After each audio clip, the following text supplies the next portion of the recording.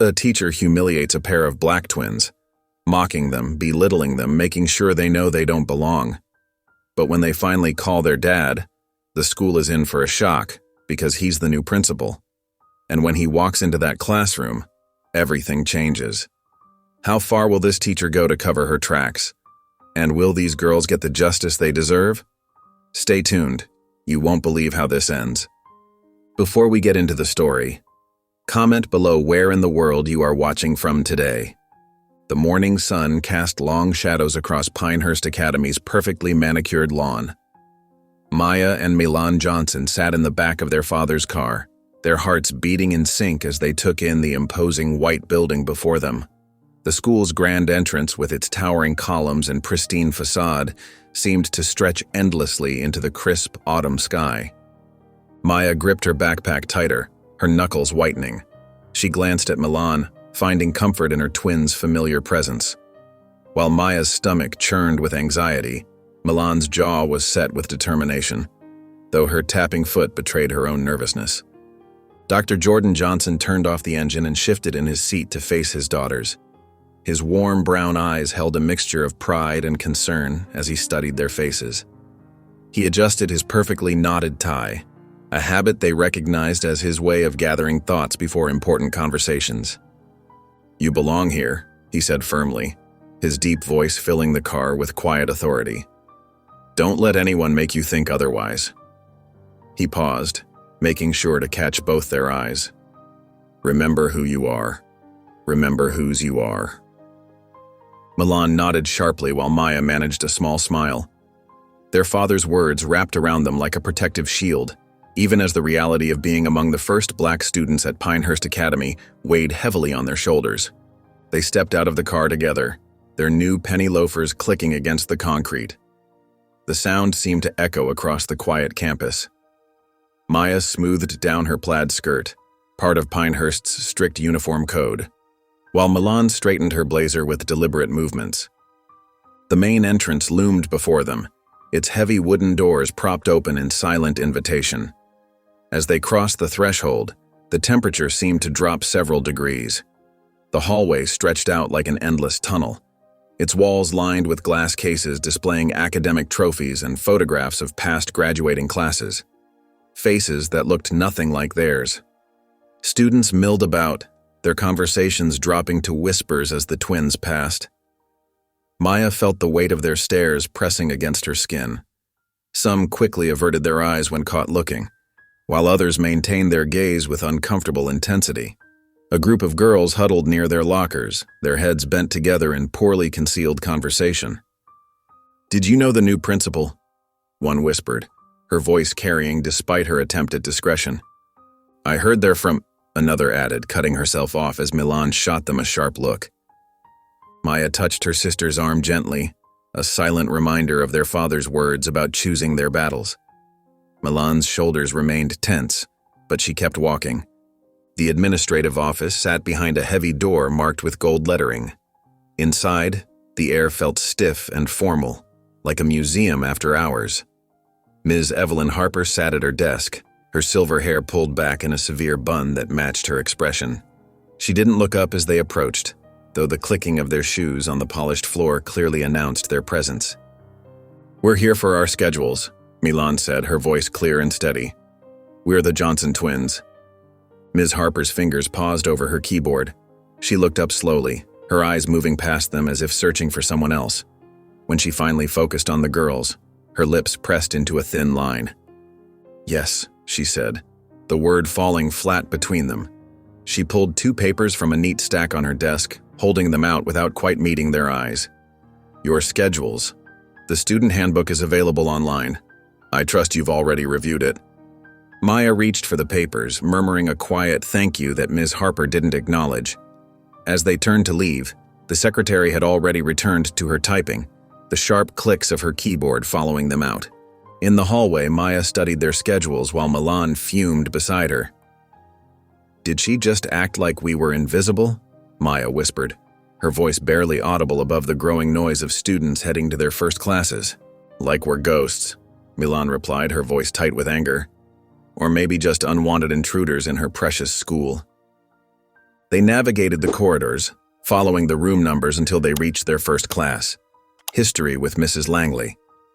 The classroom door stood open, revealing rows of polished desks and walls covered with maps and historical portraits, all depicting events and figures from a very particular perspective of history. Mrs. Langley stood at the blackboard, her chalk moving in precise strokes as she wrote out the day's topic. Her gray hair was styled perfectly, her posture rigid as a ruler. As the twins approached the doorway, she turned, her sharp features settling into an expression of careful neutrality. Her eyes moved over them slowly, calculatingly, like someone appraising items at an auction. Her greeting, when it came, was barely more than a nod, the minimum requirement of professional courtesy. Milan leaned closer to Maya, her breath warm against her sister's ear as she whispered, "I don't think we're welcome here." The words carried the weight of truth, even as their father's earlier encouragement echoed in their minds. Maya squeezed her sister's hand, drawing strength from the contact.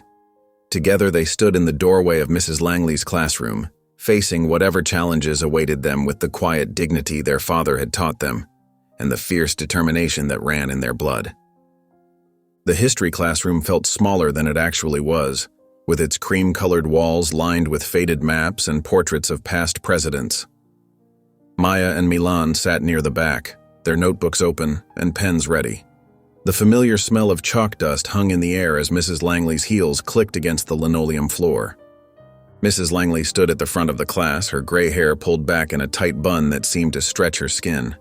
Her thin lips moved with precise movements as she wrote "Civil Rights Movement" on the blackboard in perfect cursive. "Today," she announced, her voice carrying a hint of condescension, "we'll be discussing a rather sensitive topic." She turned to face the class, her eyes sweeping over the students before lingering a fraction too long on Maya and Milan. The twins exchanged a quick glance. Maya's hand tightened around her pen while Milan sat up straighter, her shoulders squaring against what she sensed was coming. "The civil rights movement was necessary, sure," Mrs. Langley continued, pacing slowly between the rows of desks. "But not everyone can be Martin Luther King. Some people need to know their place." The classroom fell silent. Maya felt her breath catch in her throat. The words hung in the air like a heavy fog, suffocating and thick. Then soft chuckles rippled through the room, starting from the front where Jason Whitman sat with his perfectly pressed uniform and entitled smirk. Milan's face remained carefully neutral, but Maya could see the muscle working in her sister's jaw. They'd faced prejudice before, but this was different. This was an educator, someone who was supposed to guide and teach, not tear down and diminish. Mrs. Langley's heels clicked again as she moved closer to their desk. Her lips curved into what might have passed for a smile, but her eyes remained cold. "Since you're new here," she said, focusing on Milan, "perhaps you can enlighten us. What do people in your culture think about this?" The way she paused before the word culture made it sound like something dirty, something less than. More snickers echoed through the classroom. Jason Whitman turned in his seat, his face split in a wide grin as he waited for the show to unfold. Milan sat frozen for a moment, her hands gripping the edge of her desk. Maya could feel her sister's tension radiating off her in waves. Under the desk, Maya's hands balled into tight fists, her nails digging into her palms. Taking a deep breath, Milan straightened her spine. "Well, I think," she began, her voice steady, despite the tremor Maya could detect beneath the surface. "Never mind," Mrs. Langley cut her off with a dismissive wave of her hand. "Let's move on." She turned back to the board, effectively dismissing Milan's existence. The laughter that followed was louder this time, more confident. Jason Whitman's shoulders shook with barely contained amusement. A few students at least had the decency to look uncomfortable, but none spoke up. Milan's face burned with humiliation, the red creeping up her neck and into her cheeks. Her eyes, usually bright with determination, now glistened with unshed tears she refused to let fall. She stared down at her desk, her throat working as she swallowed hard. Mrs. Langley continued her lesson as if nothing had happened, her voice droning on about dates and events with clinical detachment. The scratch of chalk against the blackboard seemed to echo Maya's racing heartbeat. Under the desk, Maya reached for her sister's hand. She found it clenched tight, trembling slightly. Maya wrapped her fingers around Milan's, squeezing firmly, trying to pour all her love and support into that simple gesture. Milan's hand gradually relaxed in her grip, accepting the silent comfort. The twins sat there connected by their clasped hands as Mrs. Langley's voice washed over them, discussing a movement for equality while demonstrating exactly why it was still needed. The irony wasn't lost on either of them, but they held on to each other, drawing strength from their shared understanding and determination not to let this moment break them. The afternoon sun filtered through the tall windows of the history classroom, casting long shadows across the rows of desks. Maya and Milan sat in their usual spots near the back, the events from yesterday's class still fresh in their minds. The air felt heavy with anticipation as Mrs. Langley's heels clicked against the floor, a stack of graded essays in her hands. "Overall," Mrs. Langley announced, her voice carrying that familiar note of superiority, "these essays were adequate." She began moving between the desks, placing papers face down with deliberate slowness. Some students immediately flipped their essays over while others waited nervously. Maya received hers first, a small nod accompanying the delivery. Her heart raced as she carefully turned the paper over, revealing a solid B+. Relief washed over her, though she couldn't help but wonder if her work deserved a higher grade. The temperature in the room seemed to drop as Mrs. Langley approached Milan's desk. Her perfectly manicured fingers held Milan's essay like it was something distasteful. The smirk that crossed her thin lips made Milan's stomach twist. "Not everyone is meant for academic excellence," Mrs. Langley murmured, her voice pitched just loud enough for nearby students to hear. The words hung in the air like poison. Milan blinked, the shock of the moment stunning her into silence. She could feel her classmates' eyes on her, especially Jason Whitman's amused gaze from the front row. His snicker cut through the quiet like a knife. Maya's jaw clenched tight enough to hurt. Under the desk, her hand found Milan's wrist, squeezing it in silent support and warning. But for once, Milan couldn't contain the fury building in her chest. It rose like a tide, washing away her usual careful restraint. "Excuse me?" The words burst from Milan's lips before she could stop them. They rang out sharp and clear in the suddenly silent classroom. Every head turned.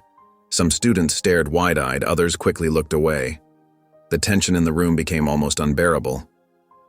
Mrs. Langley turned back slowly, one eyebrow arched in apparent amusement. Her lips curved into a cold smile that never reached her eyes. "Did I stutter?" she asked, her voice dripping with mock innocence. Maya's grip tightened on Milan's wrist, her fingers trembling slightly. The silent plea was clear. "Don't make this worse. Don't give her what she wants." Milan could feel her pulse pounding in her ears. Her hands shook with barely contained rage, the essay paper crinkling slightly in her grip. The unfairness of it all, the subtle jabs, the dismissive tone, the clear prejudice barely hidden behind a veneer of professional authority, it all threatened to overflow. Mrs. Langley stood there, perfectly poised, clearly enjoying the moment. Her expression carried the satisfaction of someone who knew they held all the power and wasn't afraid to wield it. The silent battle of wills stretched between them. Milan's dark eyes locked with Mrs. Langley's pale ones, neither willing to back down. The classroom remained frozen in anticipation, waiting to see what would happen next. After what felt like an eternity, Mrs. Langley's smirk widened slightly. Without another word, she turned away and continued distributing the remaining essays as if nothing had happened. But the damage was done, the message was clear. This was her classroom, her rules, her power. Milan's hands continued to shake with anger as Mrs. Langley moved to the front of the room, ready to begin the day's lesson. The essay on Milan's desk bore a glaring D-, though she knew her work deserved better. Much better. The evening light cast long shadows through the dining room windows of the Johnson home. The usual warmth and chatter that filled their family dinners was noticeably absent. Only the soft clink of silverware against plates broke the heavy silence. Dr. Johnson watched his daughters push food around their plates. Maya's shoulders were tense, and Milan hadn't looked up from her untouched mashed potatoes for the past 5 minutes. As a father, he'd learned to read the subtle signs of trouble in his girl's behavior. The way Milan's fork scraped against her plate with barely contained frustration. The way Maya's eyes darted between her sister and her food, as if preparing for an explosion. "How was school?" he asked carefully, his deep voice gentle but firm. The question hung in the air for a moment. Maya's hand froze mid-reach for her water glass.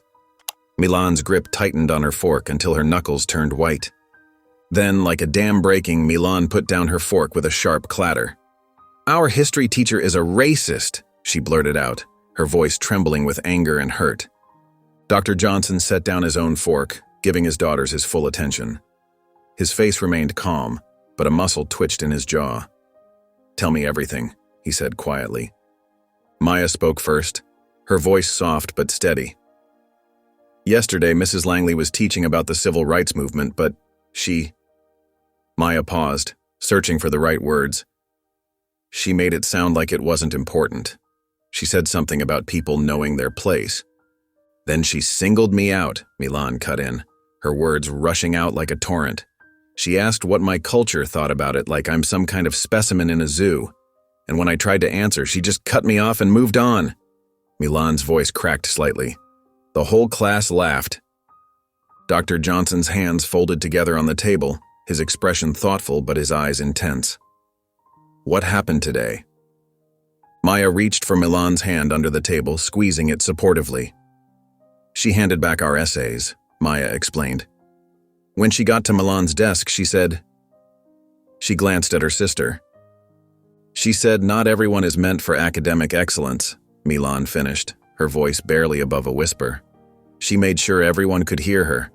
That rich kid Jason and his friends thought it was hilarious.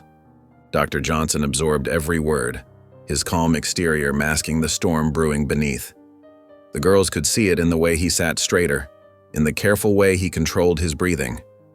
They'd seen this look before, their father's principal face, as they called it, when he needed to handle a difficult situation with professionalism rather than emotion.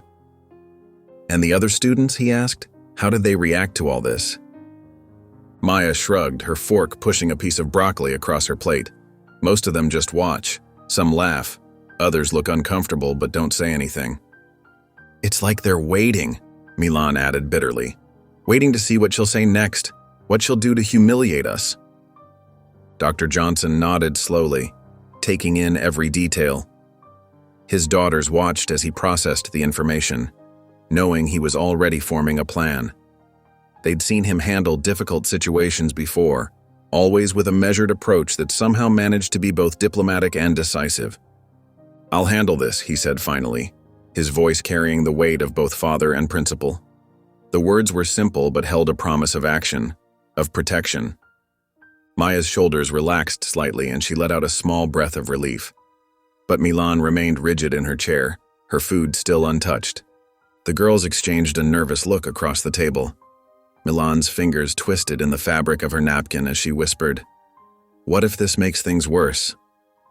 The morning sun streamed through the windows of Pinehurst Academy, casting long shadows across the empty hallways. Dr. Jordan Johnson's footsteps echoed against the polished floors as he walked with measured determination. His shoulders were straight, his stride purposeful, but anyone who looked closely could see the tension in his jaw. The school felt different at this early hour, peaceful, yet somehow more imposing.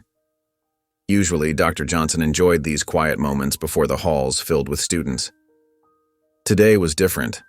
Today, he had important business to attend to. He approached Mrs. Langley's classroom, pausing briefly outside the door. Through the small window, he could see her arranging papers on her desk, her back turned to the entrance.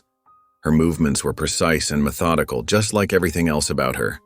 Dr. Johnson took a deep breath, centering himself. The conversation he was about to have wasn't just about his daughters. It was about every student who'd ever felt diminished in her classroom. He opened the door quietly but firmly. Mrs. Langley didn't turn immediately. She continued organizing her materials as if she hadn't heard him enter. It was only when he cleared his throat that she finally turned around, her lips pressing into a thin, unimpressed line. Her eyes met his with barely concealed disdain. "Good morning, Mrs. Langley," Dr. Johnson said, his voice calm and professional. "I hope I'm not interrupting your preparation time." Mrs. Langley's posture stiffened slightly. "Is there something I can help you with, Doctor?" "Johnson?" Her tone was cool, almost dismissive. "Actually, yes." He moved further into the room, standing tall near her desk. "I'm here to inform you of a new assignment." Her eyebrows rose slightly. "Assignment? Starting today, you will be shadowing my daughters Maya and Milan for the next week." He delivered the news without preamble, his voice steady and authoritative. The change in Mrs. Langley's expression was immediate. Her eyes narrowed, and her fingers tightened around the stack of papers she held. "I don't understand the purpose of this," she said icily. Dr. Johnson met her gaze unflinchingly. "Consider it an opportunity for growth. I want you to witness what they go through. Every moment, every interaction." Mrs. Langley set down her papers with more force than necessary. Her hands disappeared beneath her desk, but Dr. Johnson could see the tension in her shoulders that suggested she was clenching her fists. "This is unnecessary," she muttered, her voice tight with barely contained anger. "I have been teaching at this institution for over 20 years. I know how to handle my students." "This isn't about handling students, Mrs. Langley." Dr. Johnson's voice remained even, but there was an edge of steel beneath his words. "This is about understanding them, about seeing what they experience day in and day out. I fail to see how following 2 students around will improve my teaching methods," she argued, her tone growing more defensive. "It's not up for discussion." Dr. Johnson's words were final, brooking no argument. "You'll begin today.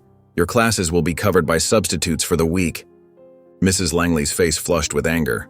She stood up from her desk, drawing herself to her full height, though she still had to look up at Dr. Johnson. "And if I refuse? Then we can discuss your future at Pinehurst Academy in a more formal setting." His tone was professional, but the implication was clear. A tense silence filled the room. The morning sunlight continued to stream through the windows, highlighting the dust motes floating in the air between them. From somewhere in the building, the first warning bell rang, its distant chime breaking the standoff. "Fine," Mrs. Langley bit out. "When do I start?" "Immediately." Dr. Johnson reached into his jacket pocket and pulled out a folder. "Here's your schedule for the week. You'll follow their entire routine, classes, lunch periods, everything. I expect daily reports on your observations." Mrs. Langley snatched the folder from his hand, her movements sharp with barely contained fury. "Is that all?" "For now."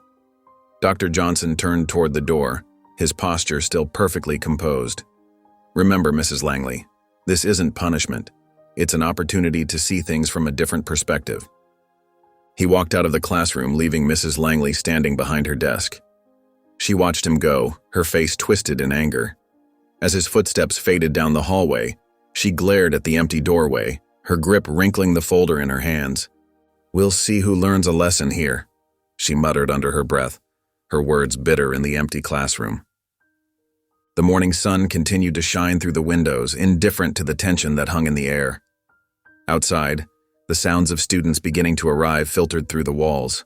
A new day at Pinehurst Academy was about to begin, but for Mrs. Langley it would be unlike any other she had experienced in her 20 years of teaching. Maya and Milan approached their history classroom, their footsteps slowing as they neared the door. Something felt different today. Maya clutched her textbook closer to her chest, while Milan squared her shoulders, preparing for whatever lay ahead. As they stepped inside, they both froze. There, in the back corner of the room, sat Mrs. Langley. She wasn't at her usual spot behind the teacher's desk, but instead occupied a student desk, her posture rigid and her expression unreadable. Her presence felt like a dark cloud hovering over the classroom. "Well, this is new," Milan whispered to Maya, trying to keep her voice steady despite her surprise. The other students had noticed too. A wave of whispers rippled through the room. Jason Whitman, sitting in his usual front row seat, nudged his friend and smirked. His eyes darted between the twins and Mrs. Langley, clearly enjoying the unexpected tension. Maya and Milan took their seats, trying to ignore the stares and whispers around them. The substitute teacher began the lesson, but few students were paying attention. Most kept stealing glances at Mrs. Langley, who sat with her notebook open, pen poised, watching everything with hawk-like intensity. As the morning progressed, Mrs. Langley followed them from class to class like a silent shadow.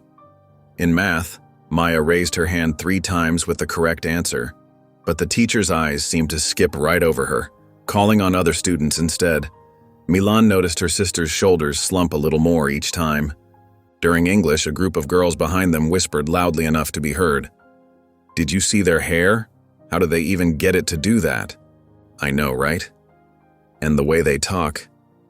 It's so, you know." Mrs. Langley's pen moved across her notebook, but her face remained impassive. She might as well have been taking notes about the weather. In science class, Milan accidentally brushed against Jason's desk while walking to sharpen her pencil. He made a show of wiping his sleeve where she had touched it, drawing snickers from his friends. Mrs. Langley observed it all, her expression unchanged, her pen scratching against paper. When lunchtime arrived, the cafeteria buzzed with activity. Students clustered in their usual groups, chairs scraping against floors, laughter and chatter filling the air. Maya and Milan found themselves at an empty table, their trays the only ones on its surface. Mrs. Langley sat at a nearby table, close enough to observe but far enough to maintain her distance. A group of students walked past their table, deliberately taking a wide berth as if the twins carried some contagious disease. Maya stared down at her sandwich, her appetite gone. Milan watched as Mrs. Langley wrote something in her notebook, her face still showing no reaction to the obvious ostracism happening right in front of her. "Look at them," Jason's voice carried across the cafeteria. "They're the ones choosing to sit alone. Nobody's stopping them from making friends." Mrs. Langley's pen paused briefly, then continued writing. Something inside Milan snapped. The weight of the morning's accumulated slights and dismissals crashed over her like a wave. She stood up suddenly, her chair scraping against the floor. Maya reached for her sister's arm. "Milan, don't—" But Milan was already moving. She walked straight to Mrs. Langley's table, planted both hands on its surface, and leaned forward. Their eyes met, and for the first time that day, Mrs. Langley couldn't pretend not to notice her. "You see it, don't you?" Milan's voice was low but clear, trembling with barely contained emotion. "But you don't care." The cafeteria had grown quieter. Other students turned to watch the confrontation, some with surprise, others with poorly concealed interest. Maya stood frozen by their table, her heart pounding. Mrs. Langley's face hardened. She met Milan's gaze with cold defiance, her lips pressed into a thin line. The silence stretched between them like a rubber band about to snap. Finally, Mrs. Langley's voice cut through the tension. "Let's keep moving," she said, her tone dismissive as she turned away from Milan's challenging stare. She gathered her things with deliberate slowness, refusing to acknowledge the truth Milan had thrown in her face. The cafeteria remained unusually quiet as Mrs. Langley stood, straightened her blazer, and walked toward the exit. She didn't look back at Milan, who still stood with her hands pressed against the table, knuckles white with tension. She didn't acknowledge Maya, who had moved to stand beside her sister, their shoulders touching in silent support. The twins watched Mrs. Langley's retreating back, knowing they would have to follow her to their next class. The weight of the morning's events hung heavy in the air, along with the unspoken understanding that this was far from over. Jason's snicker broke the silence, followed by the gradual return of cafeteria noise. But something had shifted. Milan had named the elephant in the room, had forced Mrs. Langley to face her own complicity, even if only for a moment. The teacher's dismissive response only proved Milan's point more clearly than any admission could have. Maya squeezed her sister's hand under the table. They both knew the afternoon would bring more of the same, more stares, more whispers, more deliberate exclusion. And Mrs. Langley would continue to watch, continue to write in her notebook, continue to pretend she didn't see what was right in front of her. But Milan had spoken up. She had looked straight into the face of authority and named its failure. Even if Mrs. Langley chose not to hear it, the truth had been spoken aloud, echoing in the cafeteria for anyone willing to listen. Maya and Milan slumped into their seats in English class, the weight of the past 2 days hanging heavy on their shoulders. Mrs. Langley took her now familiar position at the back of the room, her notepad pristine and empty despite hours of shadowing them. Maya pulled out her carefully completed essay, the pages crisp and neat. She'd spent hours perfecting it, making sure every paragraph was clear and well supported. Milan glanced at her sister's work, knowing how much effort she'd put into it. The English teacher, Mrs. Peterson, stood at the front of the class, discussing their current reading of To Kill a Mockingbird. The irony wasn't lost on either of the twins. "Who can tell me about Scout's perspective on injustice?" Mrs. Peterson asked, her gaze sweeping across the room. Maya's hand shot up immediately. She knew this answer. She'd highlighted relevant passages and even made additional notes in the margins of her book. Her hand remained steady in the air, waiting to be called on. Mrs. Peterson's eyes skipped over her as if she were invisible. "Anyone?" she prompted, looking right past Maya's raised hand. A white student, Emma, raised her hand halfway. "Yes, Emma?" Mrs. Peterson smiled warmly. Maya's hand slowly lowered, her fingers curling into her palm. Milan watched her sister's face fall, the familiar disappointment settling in her features. In her corner, Mrs. Langley shifted in her seat. Her pen twitched in her hand, but she wrote nothing. Her lips pressed together as she witnessed the clear dismissal of Maya's eagerness to participate. "Did you see that?" Milan whispered, turning slightly toward Mrs. Langley. Her voice was low but sharp with accusation. "You saw it, didn't you?" Mrs. Langley crossed her arms, her face a mask of studied indifference. But something flickered in her eyes, a moment of recognition, perhaps even discomfort. The class continued, and Mrs. Peterson began returning their essays. She placed Emma's paper on her desk with a bright smile. "Excellent work, Emma. Your analysis was very insightful." When she reached Maya and Milan's desks, she dropped their papers without comment. The red marks jumped off the page. C- on Maya's paper, D+ on Milan's. Maya stared at her grade in disbelief. She'd followed every instruction, met every requirement. Her citations were perfect, her analysis thorough. She flipped through the pages, looking for comments explaining the low grade. There were none. Milan's hands shook as she looked at her own grade. She'd worked just as hard as her sister, staying up late to polish her arguments. The lack of feedback made it clear. Their grades weren't based on the quality of their work. Mrs. Langley watched from her corner as the twins processed their grades. Her notepad remained blank, but her knuckles had turned white around her pen. Maya carefully placed her essay in her folder, her movements controlled and precise. But Milan could see the hurt in her sister's eyes, the way her lower lip trembled slightly before she pressed it firm. The unfairness of it all, the ignored hand, the unexplained grades, the constant dismissal, it was all too much. They'd tried to play by the rules, to prove themselves through hard work and patience. But the rules weren't the same for everyone. Milan looked down at her D+ again, then at her sister's equally unfair grade. She thought about their father's words about belonging here, about proving themselves. But how could they prove anything when they weren't even given a chance? The bell rang, signaling the end of class. Other students gathered their things, chatting happily about weekend plans.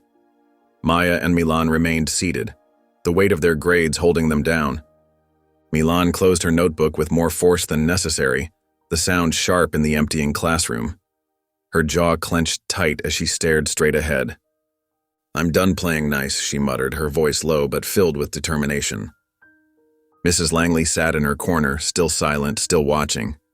But now she couldn't pretend she hadn't seen what happened. The evidence was right there in red ink, in ignored raised hands, in dismissed potential. The twins packed up their bags, moving with the heavy knowledge that fairness wasn't something they could earn here, not with perfect essays, not with raised hands, not with patience or politeness. The system wasn't built for them to succeed, and now they had the grades to prove it. The Pinehurst Country Club stood like a fortress of privilege on perfectly manicured grounds, its white colonial architecture gleaming in the morning sun. Inside the private Windsor Lounge, thick burgundy curtains blocked out the cheerful day, creating an atmosphere of hushed conspiracy. Richard Whitman adjusted his crisp navy blazer as he settled into a high-backed leather chair. His presence commanded attention, just as it did in every corporate boardroom he'd conquered. Around him, other parents from Pinehurst Academy's most influential families arranged themselves on plush sofas and armchairs, their casual weekend attire worth more than most people's monthly salary. "Thank you all for coming on such short notice," Richard began, his voice smooth as aged whiskey. He reached for his crystal tumbler, ice clinking against glass. "I trust everyone understands the delicate nature of this gathering." Murmurs of agreement rippled through the room. These were people used to getting their way, to controlling narratives and outcomes with checkbooks and connections. "This situation at Pinehurst has become untenable," Richard continued, setting down his glass with precision. "Dr. Johnson's appointment was clearly a mistake. His progressive ideas are disrupting the natural order we've worked so hard to maintain." Barbara Henderson, whose family had been on Pinehurst's board for 3 generations, nodded emphatically. "My Caroline told me he's implementing sensitivity training for faculty." Sensitivity training, as if our teachers need to be taught how to think. "Precisely," Richard said, standing to pace the room. His Italian leather shoes sank into the thick carpet. "But it's his latest stunt that crosses the line. Forcing Catherine Langley, one of our most respected educators, to follow those girls around like some kind of cultural observer? It's humiliating." Speaking of Catherine, Charles Morton, a prominent judge, leaned forward. "Has anyone spoken with her directly about this?" Richard's lips curved into a calculating smile. "She's understandably upset. 25 years of distinguished service, and suddenly she's being treated like she's the problem." He paused for effect. "I believe she could be very helpful to our cause." The room stirred with interest. Several parents exchanged knowing looks. "Catherine has always understood the importance of traditional values," Richard continued. "With her testimony about Dr. Johnson's aggressive tactics and divisive leadership style, we could make a compelling case to the board." Margaret Sinclair, who handled public relations for several Fortune 500 companies, tapped her manicured nails against her armrest. "We'll need to be careful about the messaging. Direct accusations of racism would backfire. We need to focus on his leadership style, his disruption of established protocols." "Exactly," Richard agreed. "We paint him as someone pushing a radical agenda, someone more interested in social engineering than academic excellence." He reached for a leather portfolio, pulling out several typed pages. "I've already drafted some talking points." The parents leaned forward as Richard distributed the documents.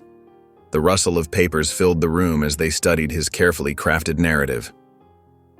"Beautiful," Charles Morton murmured, scanning the text, questioning his qualifications without mentioning race, highlighting the discord he's created. "This is perfect." "We'll need to start the whisper campaign immediately," Richard said, resuming his seat. "Nothing obvious, just concerned parents sharing worries about the direction of the school. The doubt needs to spread organically." Barbara Henderson raised her hand slightly. "I host the monthly garden club meeting next week. Half the board members' wives attend. I could casually mention some concerns." "Excellent," Richard nodded. "Charles, perhaps you could have a word with Judge Patterson at your next golf game. He's still influential with the old guard on the board." The room hummed with energy as each person recognized their role in the carefully orchestrated plan. These were people accustomed to wielding power through subtle manipulation and strategic pressure. "What about the media?" Margaret asked. "We should have a strategy in place if this goes public." Richard's smile turned predatory. "Already handled. I've had quiet conversations with several local reporters. They understand the importance of presenting a balanced perspective." The meeting continued for another hour, with Richard methodically assigning tasks and establishing timelines. The plan was comprehensive, a coordinated campaign of whispers, carefully placed complaints, and strategic pressure points. As the gathering drew to a close, Richard stood once again, lifting his crystal tumbler. The other parents followed suit, raising their glasses in a silent toast. "By the end of next month," Richard declared with quiet confidence, "he'll be gone." The crystal glasses clinked together, the sound echoing in the dimly lit room like a seal on a contract. These were people used to getting their way, and they saw no reason why this time should be any different. Mrs. Catherine Langley sat in her dimly lit living room, a half-empty glass of red wine on the coffee table beside her. The past week had left her exhausted in ways she'd never experienced before. Following those girls around, watching their every move, it felt beneath her position and dignity. Her Victorian-style home, usually a sanctuary of order and tradition, felt somehow different tonight. The antique furniture and carefully arranged family photos seemed to mock her with their perfect placement. Everything in its proper place, that's how she liked it. That's how things had always been at Pinehurst until Dr. Johnson arrived. The sharp ring of her phone cut through her brooding. She glanced at the screen, her perfectly manicured brows furrowing at the unfamiliar number. "Hello?" she answered, unable to keep the irritation from her voice. "Mrs. Langley," came the smooth, authoritative voice. "Richard Whitman here, Jason's father." She straightened instinctively, even alone in her home. Richard Whitman's name carried weight in their community. His family had been one of Pinehurst's biggest donors for generations. "Yes, Mr. Whitman. What can I do for you?" "I'll be direct," he said, his tone carefully measured. "We've noticed the changes at Pinehurst since Dr. Johnson's arrival. This shadowing business with his daughters, it's ridiculous. You must be furious." Mrs. Langley's fingers tightened around her phone. "It's been challenging," she admitted, choosing her words carefully. "Catherine. May I call you Catherine?" He didn't wait for her response. "You've been at Pinehurst for what? 25 years. You've shaped generations of students, and now this newcomer wants to tell you how to do your job?" She felt her face flush with anger at the memory of Dr. Johnson's firm tone, his unwavering stance. "He had no right," she found herself saying. "Exactly." Whitman's voice oozed satisfaction. "Listen, several of us parents are concerned about the direction Pinehurst is taking under Johnson's leadership. We need someone on the inside, someone respected, to speak up." Mrs. Langley sank back into her armchair, her free hand reaching for her wineglass. "What exactly are you suggesting?" "Help us get rid of Johnson, and you won't have to deal with this nonsense anymore."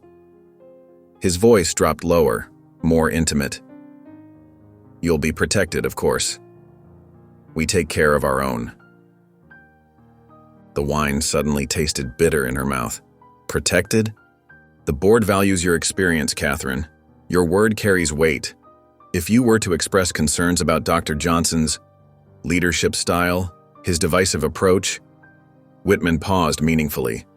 "Well, let's just say it would make quite an impact." Mrs. Langley stood up, pacing her living room. The Persian rug muffled her footsteps as she moved back and forth, her mind racing. What kind of concerns? How his presence has disrupted the school's harmony. How his personal agenda is affecting his professional judgment. How his daughters receive special treatment. Whitman's voice was smooth as silk. "You've seen it all firsthand this week, haven't you?" She stopped in front of her fireplace, staring at the old class photos arranged on the mantel. 25 years of teaching, of maintaining standards, of knowing exactly where she stood in the world. And now... "The board meeting is next month," Whitman continued. "We'd need your statement before then. Nothing too dramatic. Just your honest observations as a concerned educator." Mrs. Langley's reflection in the mirror above the fireplace caught her eye. She looked tired, older than she remembered. "And if I agree?"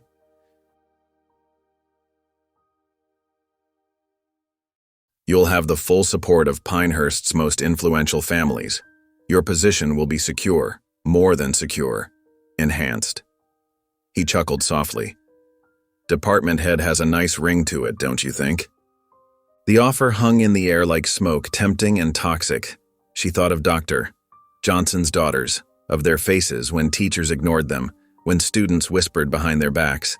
She'd seen it all this week, just as he'd intended, but she'd also seen their strength, their dignity in the face of it all. "I'll need time to think about it," she said finally.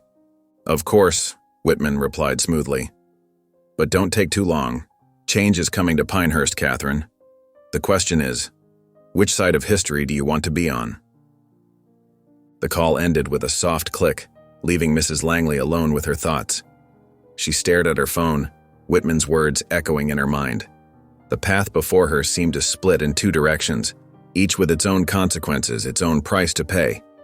"I'll think about it," she whispered to the empty room, her voice barely audible even to herself.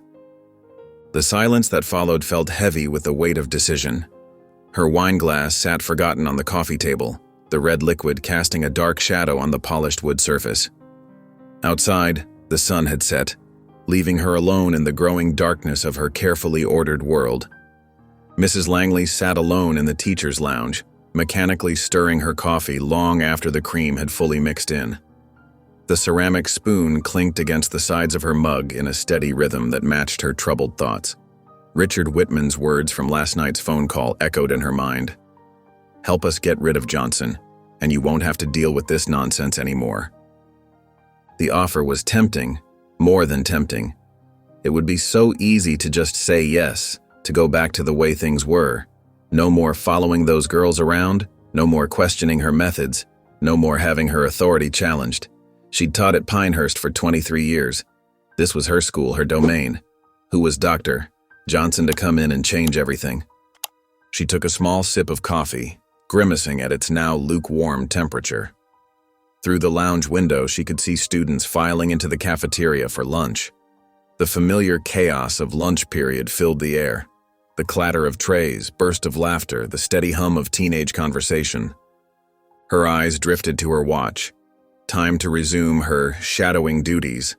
She gathered her things slowly, deliberately, trying to delay the inevitable. As she stepped into the hallway, the noise grew louder, washing over her like a wave. The cafeteria was packed as usual. Students clustered around their usual tables. The athletes, the drama kids, the honor students. Everyone had their place, their group. Everyone except Maya and Milan Johnson. The twins sat at a corner table alone again. Maya had a book propped open beside her lunch tray, while Milan pushed her food around with a fork, her shoulders slightly hunched. Neither spoke. Neither looked up. Mrs. Langley positioned herself near the wall, maintaining what she considered a professional distance. From here, she could observe without being obvious about it. Not that the girls seemed to notice or care anymore. At the next table over, a group of girls huddled together, their heads bent close. One of them, Amanda Peters, Mrs. Langley recognized, whispered something, and the others burst into poorly concealed giggles. Their eyes darted toward the twins, then quickly away. "Did you see what she was wearing yesterday?" Another whisper, followed by more laughter. "I heard their dad only got the job because..." Mrs. Langley shifted uncomfortably. She'd heard whispers like these before, of course. They were just kids being kids. Teenagers could be cruel sometimes. That was just the way of things. The strong survived, and the weak. Well, they learned to adapt or they didn't. It wasn't her job to police every little social interaction. But something felt different today. Maybe it was the way Maya's shoulders tensed slightly at each burst of laughter, though she never looked up from her book. Maybe it was the way Milan's knuckles had gone white around her fork, her food still untouched.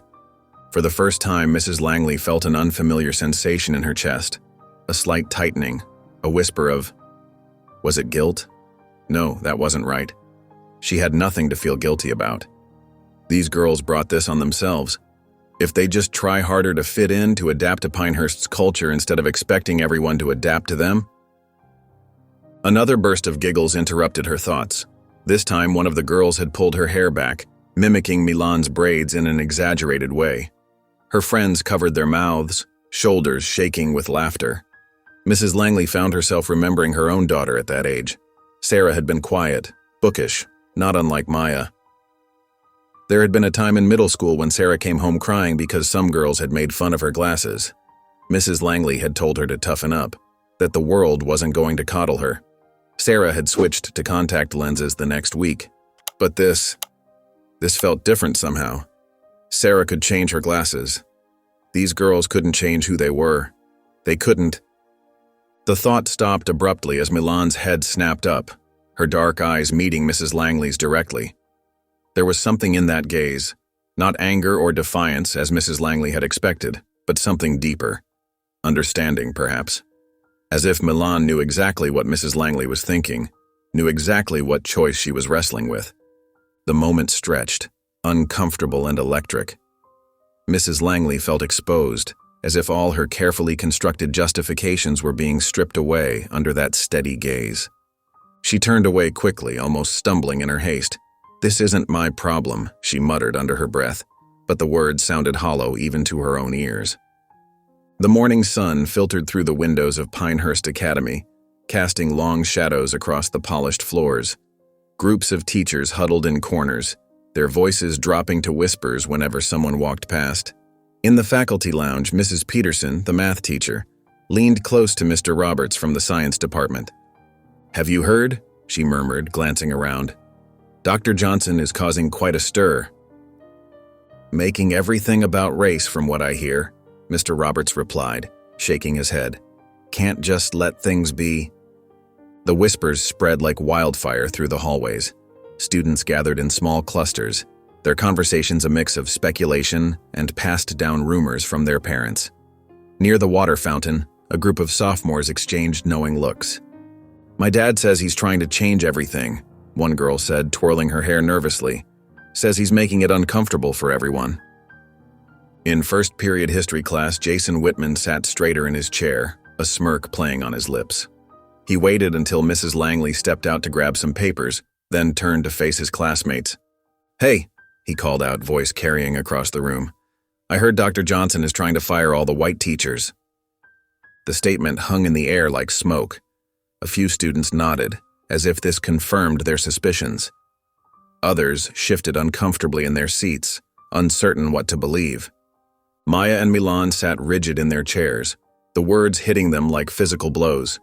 Milan's fingers curled into a tight fist on her desk, her knuckles turning white with tension.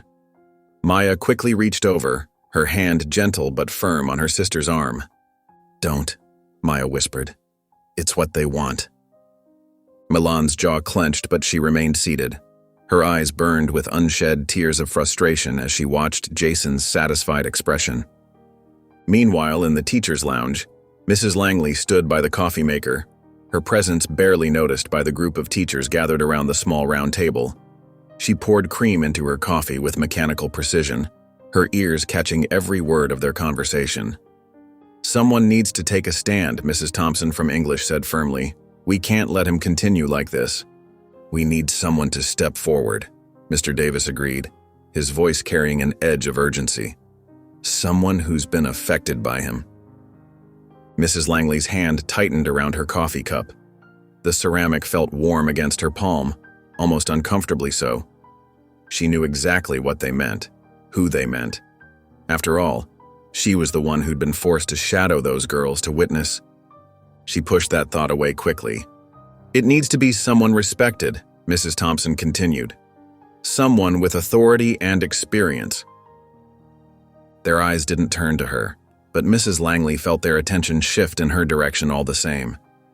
The weight of their unspoken expectations pressed against her shoulders like a physical burden. In the hallway, students continued to whisper. "Did you hear about Dr. Johnson?" "I heard he's causing trouble. My mom says he's not fit to be principal."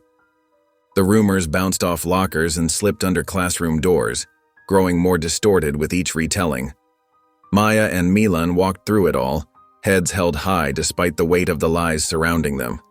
Back in the teacher's lounge, Mrs. Langley stood frozen, coffee cooling in her hands. The conversation around her continued, but she barely heard it now. Her thoughts drifted to the phone call with Richard Whitman, to his smooth promises of protection and support. She thought about the twins, sitting alone in the cafeteria, about the snickers and whispers they endured, about the raised hands that went unnoticed, and the grades that seemed just a little lower than they should be. The coffee in her cup had gone completely cold now. Mrs. Langley stared down at the dark liquid, seeing her distorted reflection. They wanted her to be the one to stand up, to speak out, to be their voice against Dr. Johnson. She exhaled deeply, the untouched coffee trembling slightly in her hands.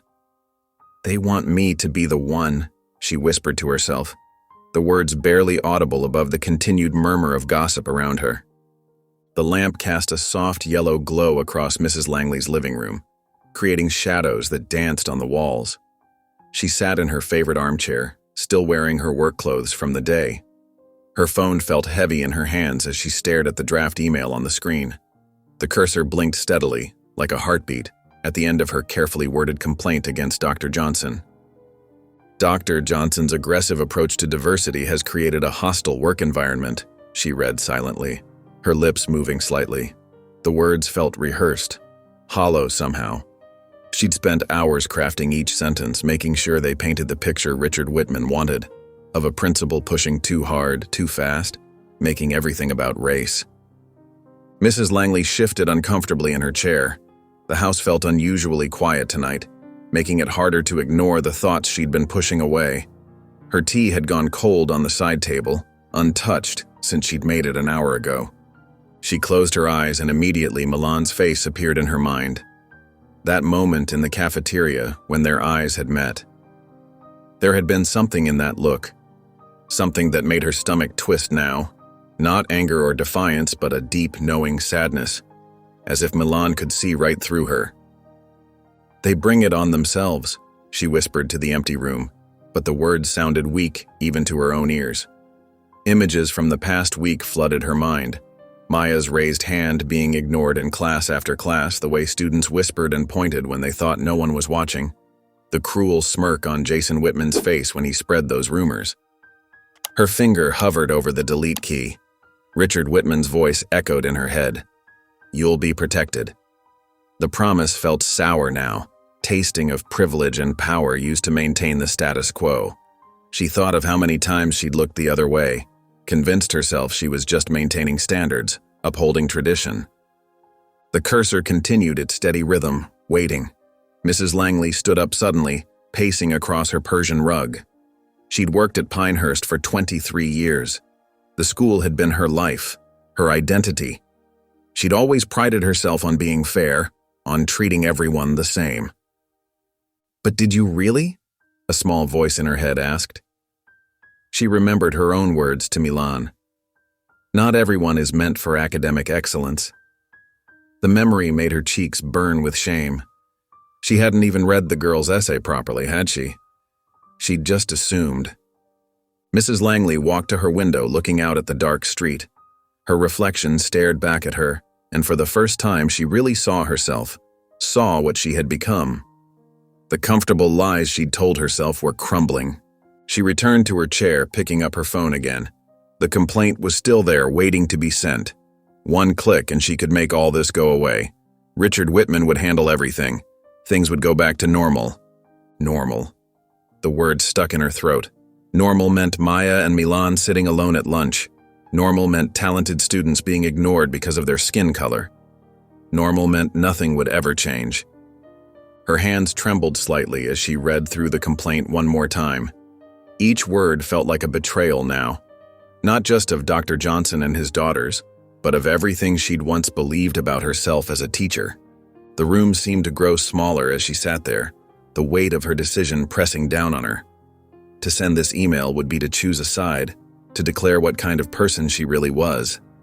Her finger hovered over the send button. She thought of Dr.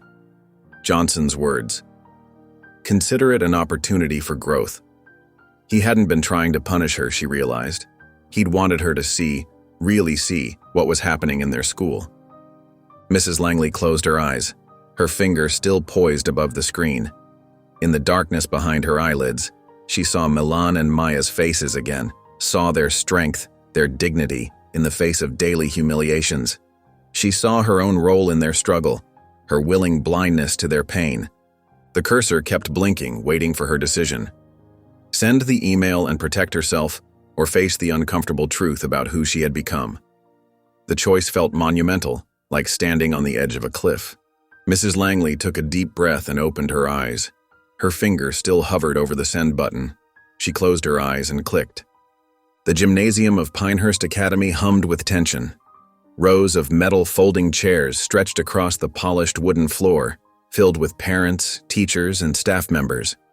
The harsh fluorescent lights cast an unflattering glow over everyone's faces, highlighting worried frowns and tight expressions. At the front of the room, a long table draped in dark blue cloth seated the board members, their faces stern and unreadable. A large white banner hung above their heads, its bold black letters proclaiming, "Board Hearing, Administrative Review of Dr. Jordan Johnson." The words seemed to loom over the crowd like an accusation. Dr. Johnson sat in a chair to the right of the board table, his posture straight and dignified. He wore his best navy suit and a carefully knotted tie, looking every bit the professional educator he was. Though his expression remained neutral, his eyes held a quiet determination. Behind him, Maya and Milan sat close together, their shoulders touching for mutual support. Maya's hands were clasped tightly in her lap, while Milan's jaw was set in a way that suggested she was fighting to keep quiet. Richard Whitman stood at the podium, his expensive suit and carefully styled hair reflecting his privileged position in the community. His voice carried across the gymnasium with practiced authority. Under Dr. Johnson's leadership, Whitman declared, our school has become divided. He's creating problems where none existed before. He paused for effect, scanning the crowd. Our children are being made to feel guilty about their advantages. This isn't what Pinehurst Academy stands for. Murmurs of agreement rippled through sections of the audience. Several parents nodded vigorously, while others shifted uncomfortably in their seats. Maya squeezed Milan's hand as they watched their father remain perfectly still, his face betraying no emotion. Furthermore, Whitman continued, his voice growing stronger, Dr. Johnson's aggressive approach to what he calls systemic changes is disrupting our children's education. He's forcing teachers to abandon proven methods in favor of his personal agenda. More nods, more whispers. A few teachers near the front exchanged knowing looks, while others stared fixedly at the floor. The board chairman, Mr. Peters, a silver-haired man with wire-rimmed glasses, cleared his throat. The sound echoed through the gymnasium's sound system with a slight squeal of feedback. Thank you, Mr. Whitman, he said, shuffling some papers in front of him. Now we have received a formal complaint from a long-standing member of our faculty. He adjusted his glasses, peering at a document. Mrs. Catherine Langley, you submitted concerns about Dr. Johnson's leadership. Would you like to address the board? The gymnasium fell silent. All heads turned toward Mrs. Langley, who sat rigid in her chair near the middle of the room. She wore a pressed gray suit, her silver hair pulled back in its usual tight bun. Her face had gone slightly pale. Maya and Milan watched her intently, their hearts pounding. They'd seen the subtle changes in Mrs. Langley over the past week, the way she'd started to notice things, the slight frown that appeared when she witnessed their daily struggles. But they'd also heard the rumors about her complaint, about how she was going to be the key to their father's removal. Mrs. Langley rose slowly from her chair. The sound of her heels clicking against the wooden floor echoed through the silent gymnasium as she made her way to the podium. Her hands gripped the edges of the wooden stand, knuckles white with tension. Richard Whitman smiled slightly, settling back in his chair with an air of satisfaction. He caught Mrs. Langley's eye and gave her an encouraging nod. The twins watched as Mrs. Langley's gaze swept across the room, past the expectant faces of the parents, past the nervous teachers, past Richard Whitman's smug expression. Her eyes landed briefly on Maya and Milan, then moved to Dr. Johnson's calm face. The microphone picked up the sound of her shallow breathing. The entire room seemed to hold its breath, waiting for her to speak. Maya's grip on Milan's hand tightened. Dr. Johnson remained perfectly still, his eyes fixed straight ahead. Mrs. Langley's lips parted, and the microphone caught the slight tremor in her exhale. The moment stretched out, heavy with anticipation. The choice before her was clear. Speak the words Richard Whitman wanted to hear and secure her position, or tell the truth about what she'd witnessed during her week of shadowing the twins. The fluorescent lights buzzed overhead. Someone coughed nervously. Mr. Peters leaned forward slightly, his glasses catching the light. Mrs. Langley? He prompted gently. You may begin. Her lips parted again and everyone leaned forward slightly, eager to hear what this veteran teacher, this respected member of the Pinehurst community, would say about their controversial new principal. Mrs. Langley stood at the podium, her hands trembling slightly as they gripped the wooden edges. The gymnasium lights buzzed overhead, casting harsh shadows across her face. She could feel hundreds of eyes boring into her, expectant, judgmental, waiting. Her throat felt dry, and for a moment, The silence stretched painfully. Behind her, she could sense Richard Whitman's presence, could almost feel his confident smirk. He thought he knew exactly what she would say. Everyone did. She was supposed to be their weapon, their perfect tool to remove Dr. Johnson from his position. But something had changed. The weight of what she'd witnessed over the past week pressed against her conscience like a physical thing. The isolation, the whispers, the constant grinding prejudice that Maya and Milan faced every single day. She'd seen it all and she couldn't unsee it. She exhaled slowly, her breath shaky. I was wrong. The words fell into the silence like stones into still water. Gasps rippled through the crowd. Someone dropped a pen, the clatter echoing in the stunned quiet. Richard Whitman's chair scraped against the floor as he jerked forward, his face darkening with fury.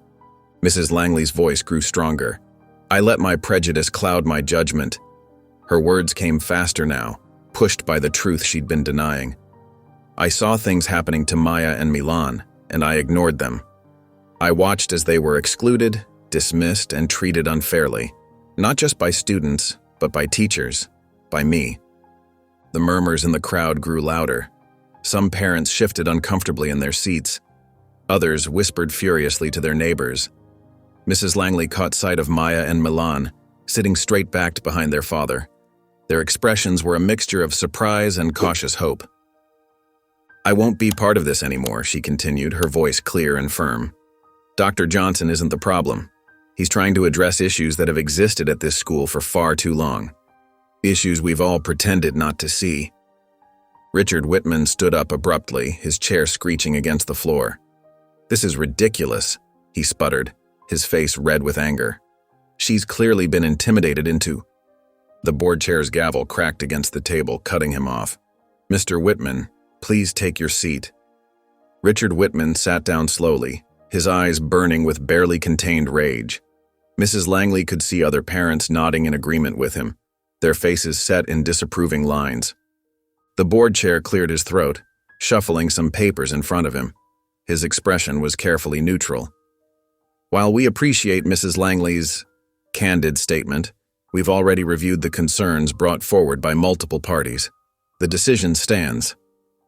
Maya and Milan's faces fell. Dr. Johnson remained perfectly still, his expression composed even as the board members raised their hands one by one, voting for his removal. The vote wasn't even close. The sound of papers shuffling filled the gymnasium as Dr. Johnson quietly gathered his things. His movements were deliberate, dignified. He didn't look defeated. He looked determined.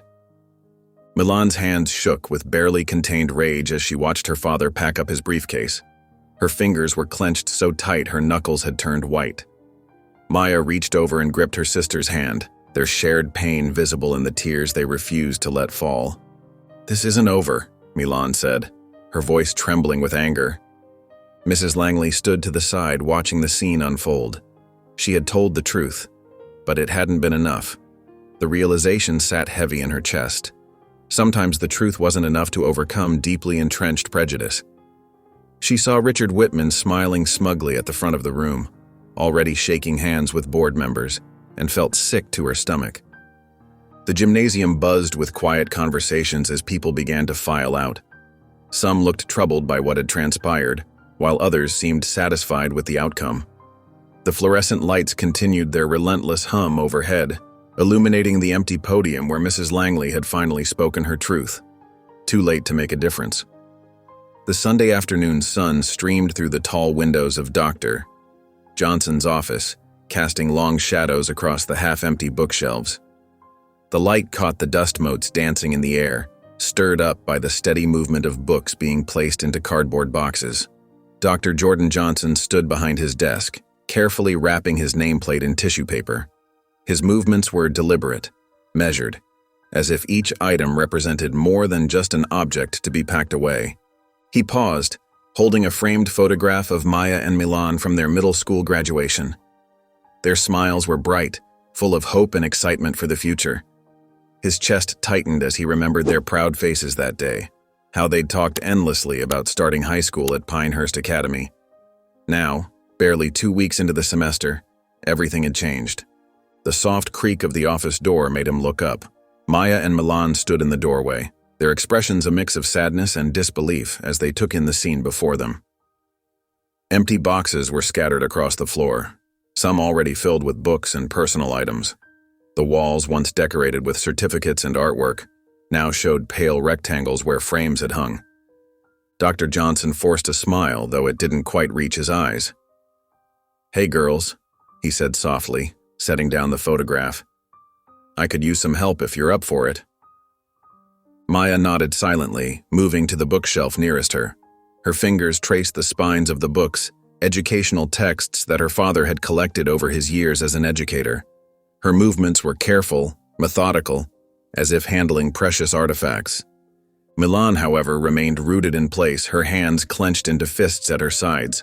Her whole body trembled with barely contained fury. "They can't do this," she burst out, her voice cracking with emotion. "They just can't, it's not fair." Dr. Johnson set down the bubble wrap he'd been holding and walked around his desk. His footsteps echoed in the half-empty room. "Sometimes," he said gently, "when you try to change things, people push back. But that doesn't mean we stop." "But they won," Milan protested, angry tears welling in her eyes. "They got exactly what they wanted. They're getting rid of you because you tried to make things better for us." Maya abandoned her task at the bookshelf and moved to her sister's side, placing a steadying hand on her arm. "Milan." Dr. Johnson shook his head, his expression serious but calm. "They haven't won anything. Change doesn't happen overnight, but it does happen. What matters is that we stood up for what's right. That's never a loss." The twins exchanged glances, then moved to help their father pack. Maya carefully wrapped the remaining photos while Milan started emptying the desk drawers. Each item they packed felt weighted with significance. Paper clips that had held together important documents, post-it notes with hastily scribbled reminders, a coffee mug with "World's Best Dad" printed on it that the girls had given him years ago. A shadow fell across the doorway. Ms. Harper stood there, her face unreadable as she watched the family work. Her hands were clasped tightly in front of her, and for a moment, she seemed about to speak. But she remained silent, her presence a reminder of all that had transpired. The work continued in silence, broken only by the sound of tape being pulled from rolls and cardboard scraping against cardboard. Dr. Johnson's academic degrees came down from the walls one by one, each carefully wrapped and placed in boxes. His collection of African American literature, which he'd hoped to use to diversify the school's curriculum, was packed away. The plants that had made the office feel more welcoming were gathered near the door, ready to be carried out to his car. As they worked, the reality of the situation seemed to settle more heavily on them all. This wasn't just about packing up an office. It was about packing away hopes, dreams, and plans for change that would now never come to fruition at Pinehurst Academy. Milan paused while sorting through a drawer, holding up a small stack of papers. "Dad, look at these," she said softly. They were the notes he'd made during his first week as principal. His plans for diversity initiatives, curriculum changes, and community outreach programs. Dreams that would remain just that, dreams. Dr. Johnson took the papers from her, his expression thoughtful. "We'll find another way," he said firmly. "Another place, another time. But we'll keep pushing forward." Maya looked up from where she was taping a box shut. "What happens now?" she asked, her voice small but steady. "Now?" Dr. Johnson smiled, and this time it was genuine. "Now we keep doing what we've always done. We stay strong, we stay together, and we don't let anyone make us doubt our worth." The afternoon light had shifted, growing golden as it slanted through the windows. The office was nearly empty now, the boxes stacked neatly against the wall. All that remained was Dr. Johnson's desk, cleared of everything except his nameplate. He picked it up, running his thumb over the engraved letters. Dr. Jordan Johnson, Principal. With careful movements, he wrapped it in tissue paper and placed it in the last box. Ms. Harper still stood in the doorway, watching. Her face showed a flicker of something, regret, perhaps, or understanding. But she remained silent, a witness to the end of something that had barely had a chance to begin. Dr. Johnson turned slowly, taking one final look at his office. The empty shelves, the bare walls, the clean desk, it all seemed to echo with possibility, with what could have been. He reached for the door handle, ready to close this chapter of their lives. Mrs. Langley's bathroom mirror reflected a face she barely recognized.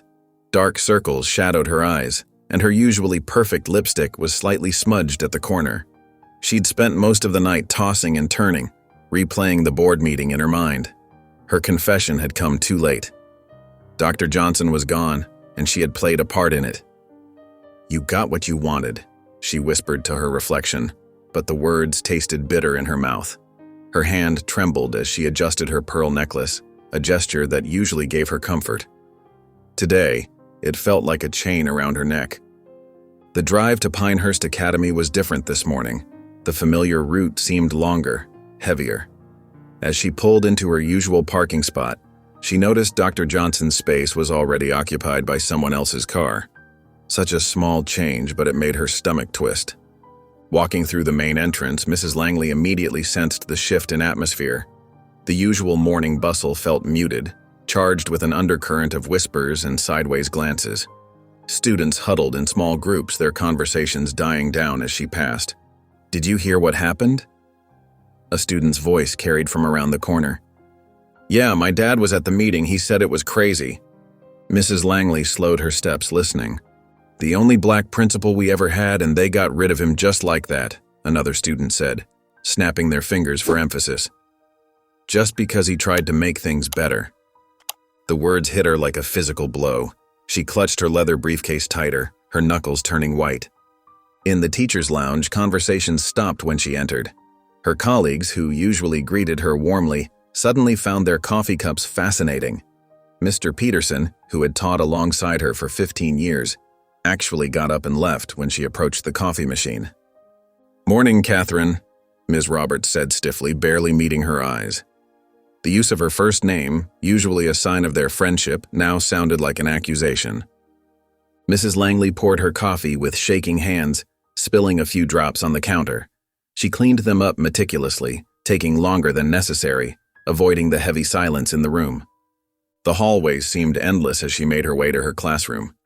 Each step echoed against the polished floors, reminding her of how Dr. Johnson had walked these same halls just days ago. She passed the glass case displaying the school's achievements, catching her reflection again. The woman staring back at her looked small, diminished. Then she saw it, Dr. Johnson's office. The door had been repainted a stark white, erasing any trace of the warm brown it had been before. The nameplate that had read, "Dr. Jordan Johnson, Principal," was gone, leaving behind slightly darker rectangles on the wood where it had been mounted. The window blinds were drawn, and through the glass, she could see the empty desk where he had sat just yesterday. A group of students walked by, and she heard one of them say, "My sister said the twins aren't coming back." Can you blame them? The twins. Maya and Milan. Their faces flashed in her mind. Maya's quiet determination, Milan's fierce spirit. She remembered how they had sat alone in the cafeteria, how other students had whispered about them, how teachers had ignored their raised hands. She had watched it all happen, telling herself it wasn't her problem. But it was her problem. It had always been her problem. Mrs. Langley reached out, her fingers touching the fresh paint on the office door. It was still slightly tacky, not quite dry, just like the situation, not quite settled, still capable of change. She exhaled shakily, her breath fogging the glass of the door's window. The empty office seemed to mock her, a physical reminder of what her silence and eventual words had helped accomplish. This wasn't a victory. It was a failure. Her failure to stand up for what was right when it mattered most. Her early confession at the board meeting hadn't been enough. She had tried to clear her conscience, but the damage was already done. The system she had helped maintain for so many years had worked exactly as it was designed to, pushing out anyone who dared to challenge it. The first bell rang, startling her. Students began flooding the hallways, their chatter rising and falling like waves. Mrs. Langley stood there, her hand still on the door, feeling the weight of every decision she had made, every time she had looked away, every moment she had chosen comfort over courage. She knew she had to do something. The thought settled in her chest, heavy but clear. The question wasn't whether to act, but how. The system that had removed Dr. Johnson was still in place, still functioning, still hurting students like Maya and Milan, and she had been part of that system for far too long. Mrs. Langley's fingers hovered over her laptop keyboard, trembling slightly in the dim light of her home office.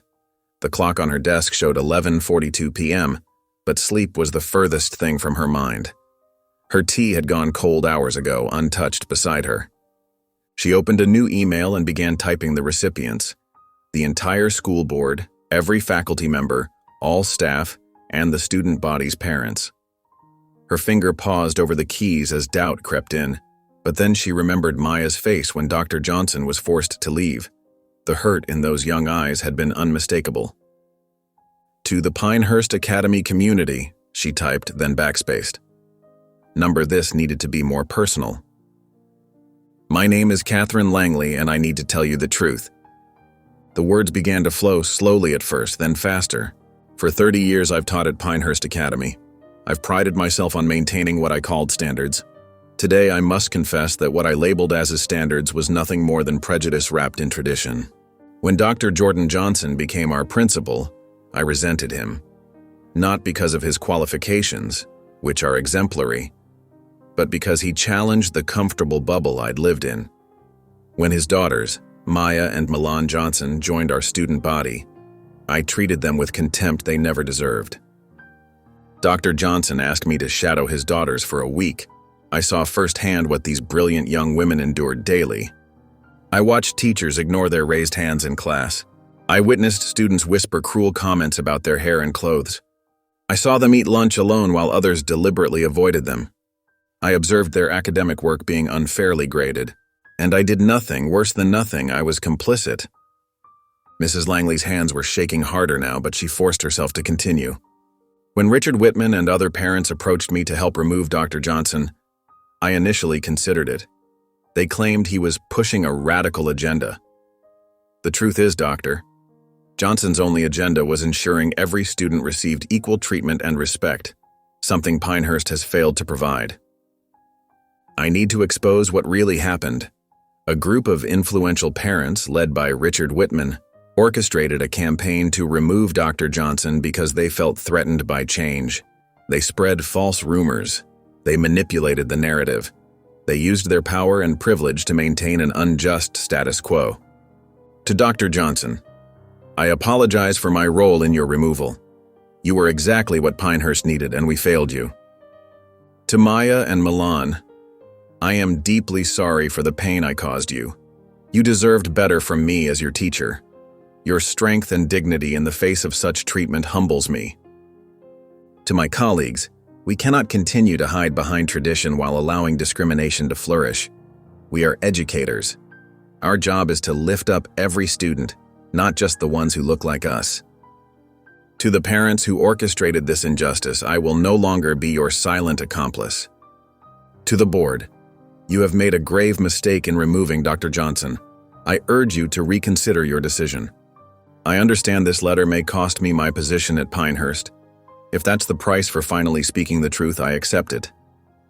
Sincerely, Catherine Langley, in History Department, Pinehurst Academy. She read through the letter once more, her heart pounding. Everything she'd written was true. The careful facade she'd maintained for decades had crumbled during that week of shadowing the Johnson twins. She couldn't unsee what she'd witnessed. She couldn't unknow the truth about herself. The cursor blinked at her, waiting. In just one click, she would detonate her comfortable life at Pinehurst.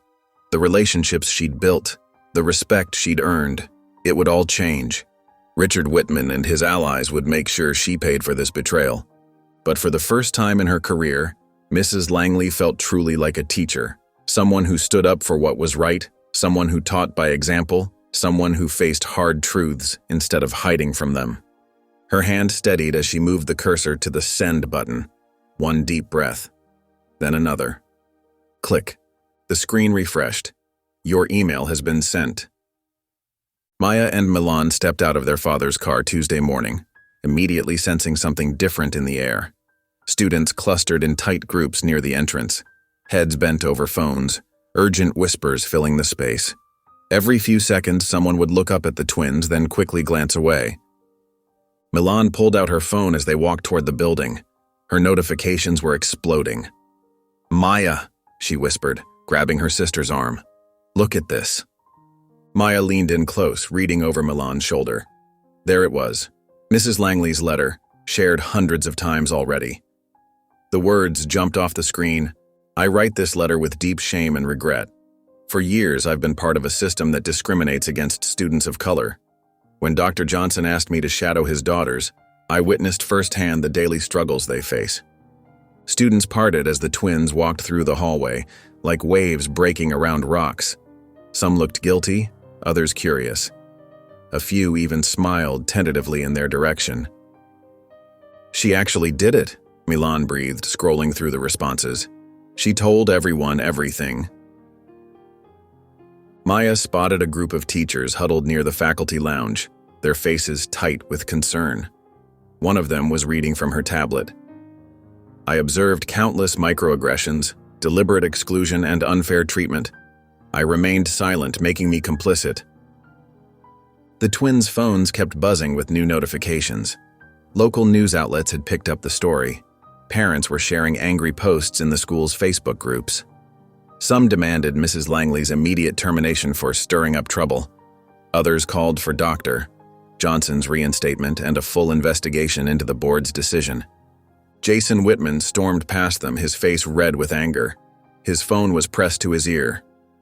"Dad, you need to do something about this." In their first period class, hardly anyone paid attention to the lesson. Students kept sneaking looks at their phones under their desks. The teacher seemed distracted too, checking her computer more often than usual. "Listen to this," Milan whispered, showing Maya another section of the letter. "The campaign against Dr. Johnson was orchestrated by certain influential parents who felt threatened by positive change. I was pressured to participate, and to my eternal shame, I initially agreed." Maya's eyes widened. "She named names?" "Not directly, but everyone knows who she's talking about." The hallways buzzed between classes. Snippets of conversations floated around them.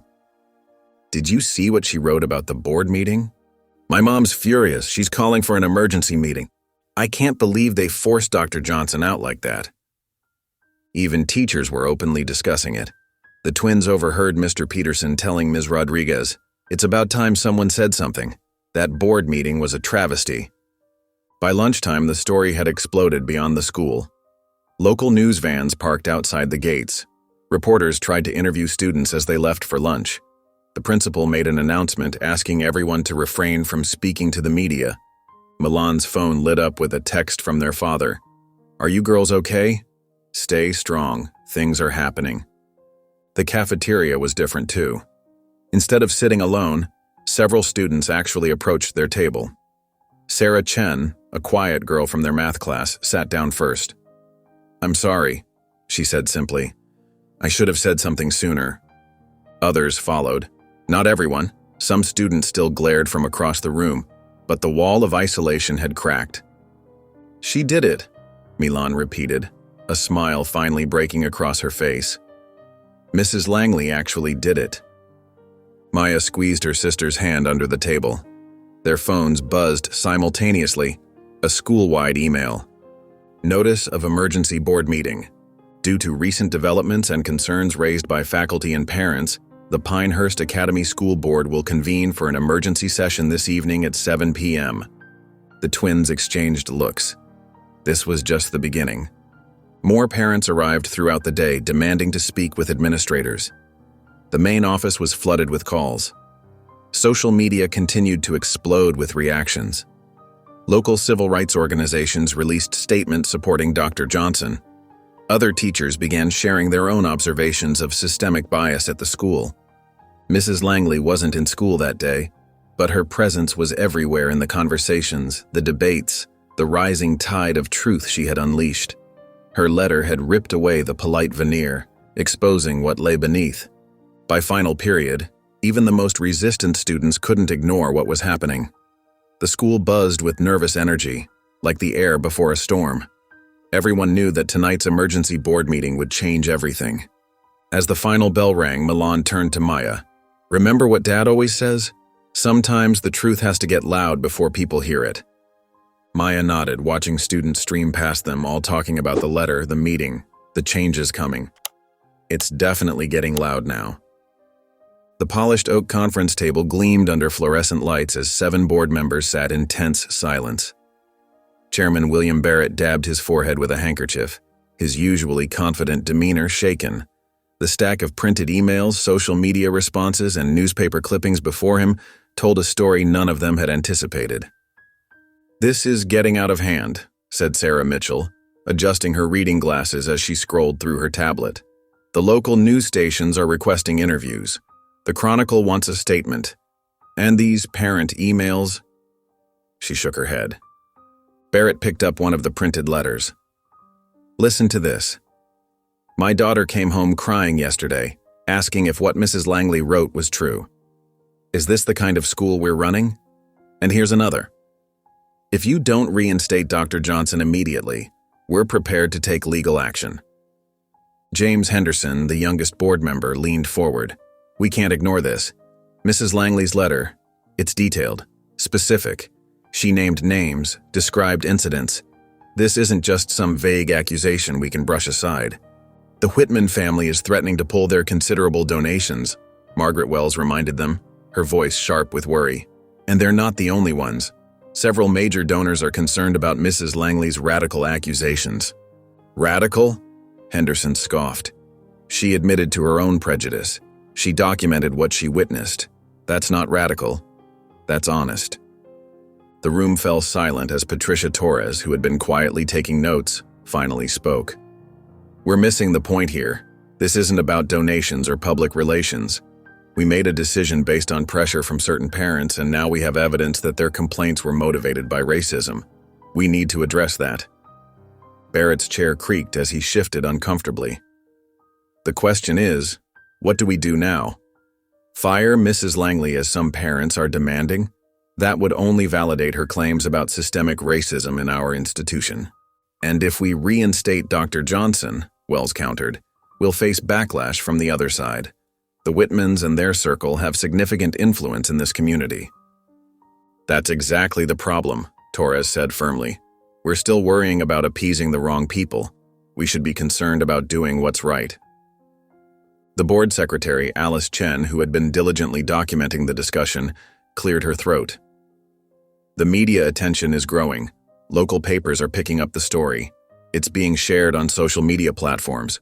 Parents are organizing. If we don't address this quickly and decisively, it could escalate further." Barrett reached for another stack of papers. "We've received letters of support for Dr. Johnson from educational organizations across the state. The National Education Association is watching. The NAACP has reached out. This could become a landmark case," Henderson added.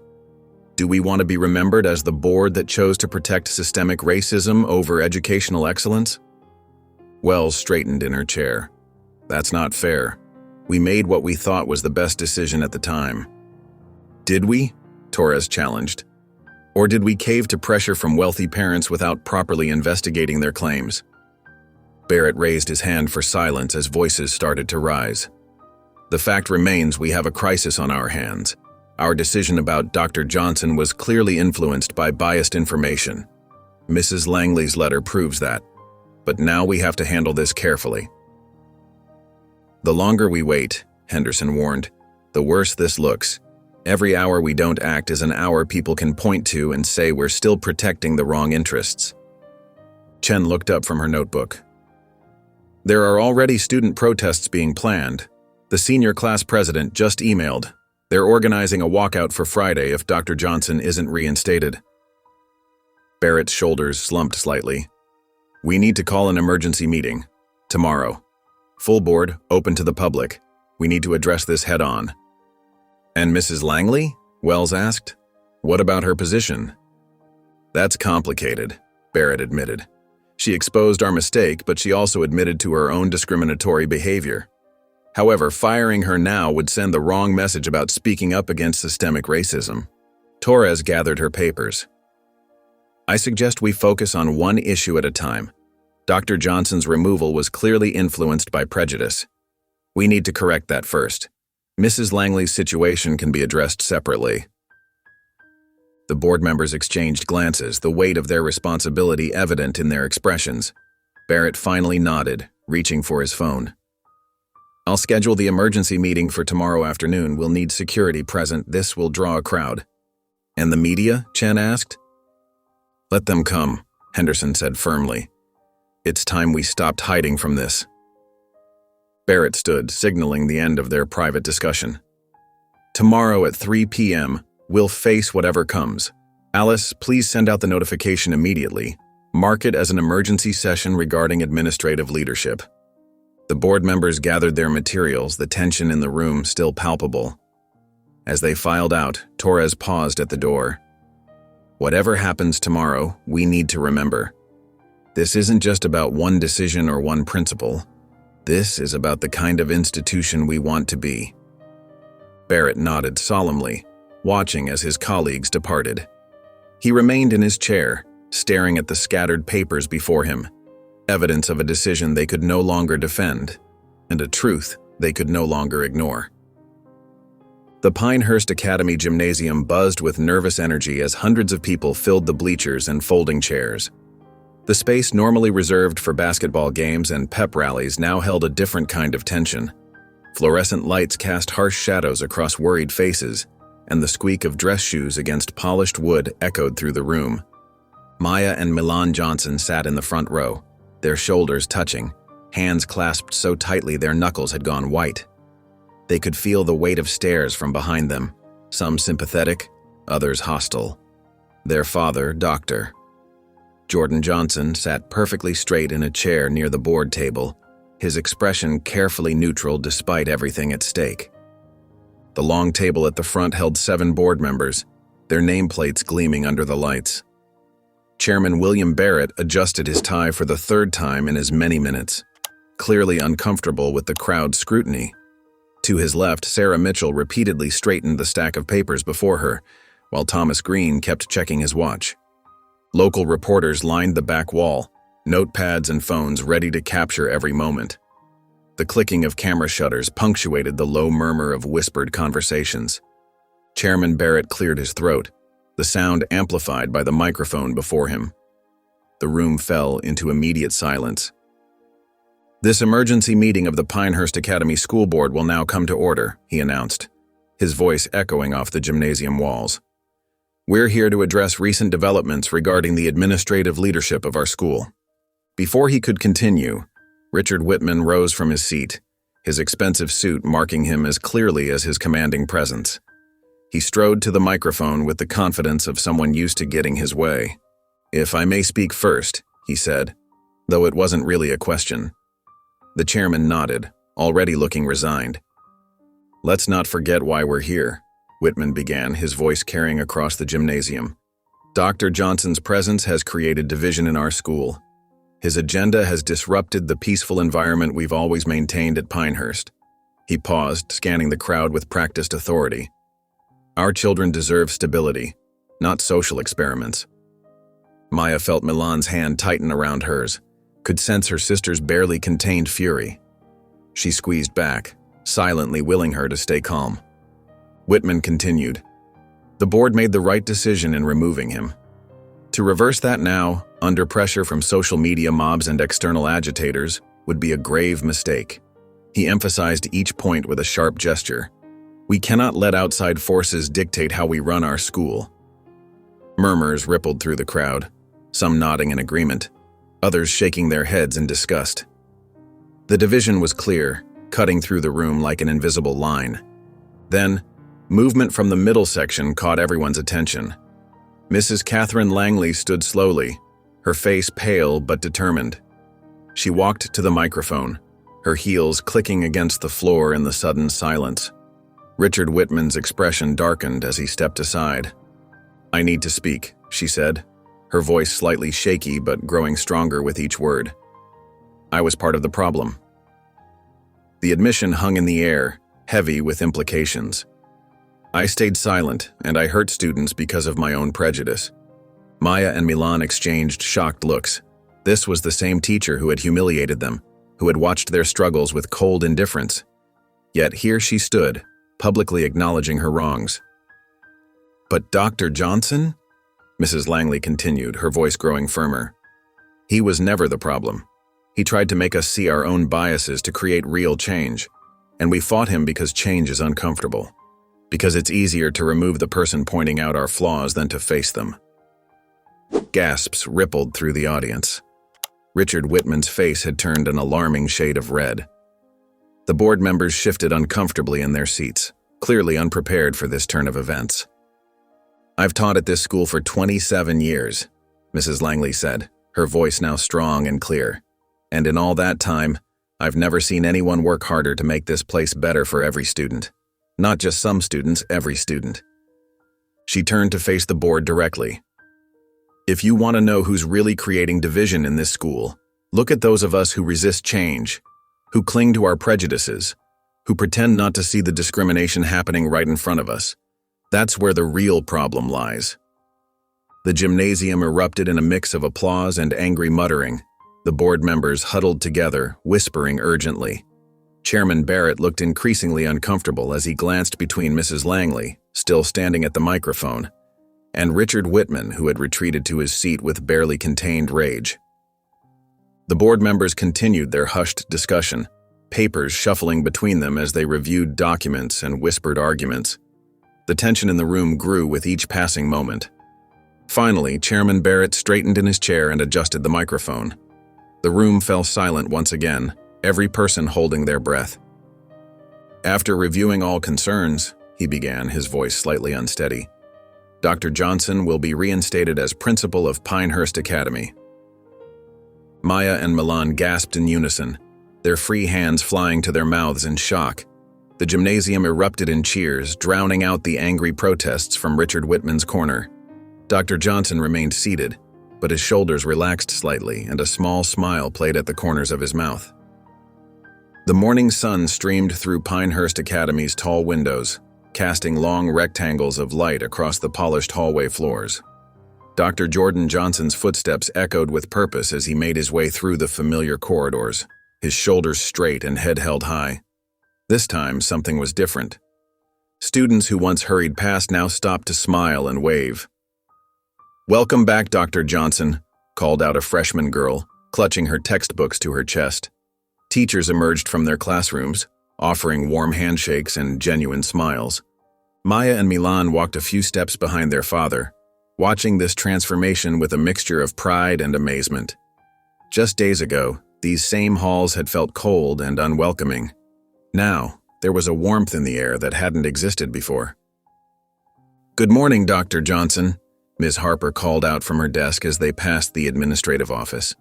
Her usual icy demeanor had thawed considerably, and there was something that looked almost like remorse in her eyes. Dr. Johnson nodded graciously. "Good morning, Ms. Harper." They continued down the hallway until they reached the principal's office. Dr. Johnson pulled out his keys, the metal catching the morning light. The lock clicked, and the door swung open to reveal the empty space that had been stripped of his presence just days before. Maya and Milan lingered in the doorway, watching as their father stepped inside. The room still smelled of fresh paint where they'd tried to erase his existence, but now it would become his again. He ran his hand along the edge of the desk, a simple gesture that seemed to reclaim the space. "Need help unpacking, Dad?" Maya asked, gesturing to the boxes they'd brought with them. Dr. Johnson smiled. "I'd like that very much." Together, they began restoring the office to its former state. Books returned to shelves, files to cabinets, and slowly the room began to feel alive again. Maya carefully arranged the pens on the desk, while Milan hung up their father's degrees and certifications. A knock at the door made them all look up. A small group of students stood there, shifting nervously from foot to foot. Among them was Sarah Chen, a girl from Maya and Milan's history class who had never so much as acknowledged their existence before. "Can we come in?" Sarah asked hesitantly. Dr. Johnson gestured welcomingly. "Of course." The students filed in, looking around as if seeing the office for the first time. Sarah turned to Maya and Milan, her face flushed with embarrassment. I never realized how bad it was for you, she admitted, her voice barely above a whisper. Milan felt her sister tense beside her. This was the moment that would define so much of what came next. She could feel the weight of her own anger, the temptation to throw Sarah's words back at her. But then she remembered her father's words about change being a slow process. "Now you do," Milan replied simply, her voice firm but not unkind. Sarah nodded, relief washing over her face. "Yeah, now we do." Another student, James Peterson, stepped forward. "We started a student diversity council," he said. "We were wondering if you'd both consider joining?" Maya and Milan exchanged glances. It wasn't perfect, nothing ever was, but it was a start. "We'll think about it," Maya answered diplomatically. The students lingered for a moment longer before excusing themselves, leaving the Johnson family to continue settling back in. Dr. Johnson watched them go with a thoughtful expression. "You handled that well," he told his daughters. Milan shrugged, but there was a small smile playing at the corners of her mouth. "We learned from the best." As the morning progressed, more people stopped by. Teachers dropped in to welcome Dr. Johnson back, some offering sincere apologies for their silence during the controversy. Even Mrs. Langley appeared briefly, nodding respectfully before continuing on her way. The twins noticed how their father treated everyone the same, those who had supported him and those who hadn't. He greeted each person with dignity and respect, never showing bitterness or resentment. It was a lesson in leadership that spoke louder than any words could have. By mid-morning, the office was almost completely restored. Dr. Johnson reached into the last box and pulled out a silver picture frame. Inside was a photograph of Maya and Milan from their middle school graduation, both girls beaming at the camera with matching smiles. He placed it carefully on his desk, adjusting it until the angle was just right. The sun caught the silver frame, making it shine like a beacon of hope in the transformed space. Looking at his daughters, Dr. Johnson smiled. The picture wasn't just a decoration, it was a reminder of why all of this mattered. Why the fight for change was always worth it, even when it seemed impossible. Maya and Milan stood on either side of their father's desk, watching as he settled into his chair. The office felt different now, not just restored, but renewed. Something had shifted at Pinehurst Academy, something fundamental and important. The Saturday afternoon sun cast long shadows through the empty hallways of Pinehurst Academy. In room 204, Mrs. Catherine Langley sat alone at her desk, her fingers tracing the worn edge of a cardboard box filled with 23 years of teaching memories. Photo frames of past classes, dried-up markers, and dog-eared lesson plans lay jumbled together, the remains of a career built on principles she now questioned. She picked up an old class photo from 5 years ago, row after row of smiling faces all looking so similar. How had she never noticed the lack of diversity? The thought made her chest tighten. A gentle knock interrupted her thoughts. When she looked up, Maya and Milan Johnson stood in the doorway, their expressions unreadable. Mrs. Langley's hands trembled slightly as she set down the photo. "Come in," she said softly, her voice lacking its usual sharp edge.